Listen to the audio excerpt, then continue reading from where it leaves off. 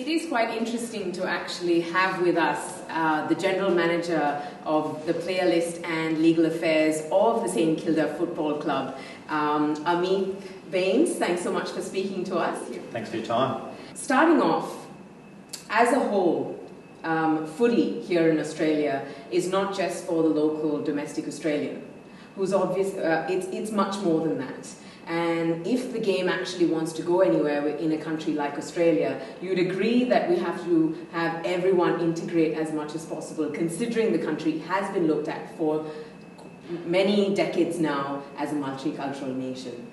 Yeah, absolutely. I think that's one of the really exciting things about living in a country like Australia. It's very multicultural in all respects, whether it's the people, the food, the language, all of those things. Migrants have made an enormous contribution to Australia, and football's no different. If you look at the various ethnic backgrounds that have been represented in Australian football, it's most. Indians are one notable absentee, I guess, at the highest level, and hopefully with the continuing high levels of Indian migration and pushes from the AFL and clubs like St Kilda to do more in the multicultural space, that's something that will be addressed in the coming years.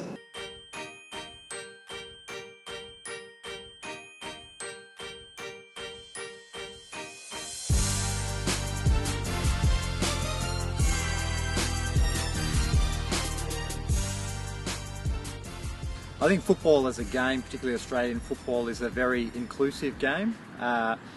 It attracts people from all walks of life, different socio-economic backgrounds, be it blue-collar workers to white-collar workers. It's a unifying code, if you like, across the country, and particularly here in Melbourne. It's also that way in terms of the game itself. Players that play the game now are 210 centimetres tall right through to 169 centimetres short, so it's a game that caters for everyone if you've got the ability and the passion. Comparing the last 10 years to the next 10 years that you would see the St Kilda Football Club growing in, what have you achieved so far that you want to change for the future? Well, I think the international expansion for AFL is only going to get greater and greater. I look at the area I'm involved in with list management, and as a club we've recruited 2 boys from New Zealand and one guy from the United States, from Chicago, who have basically grown up in their respective countries their whole lives, never heard of AFL football, but in a short space of time have taken to our game based on, I guess, us identifying some of the athletic attributes that they have that would be suitable for AFL.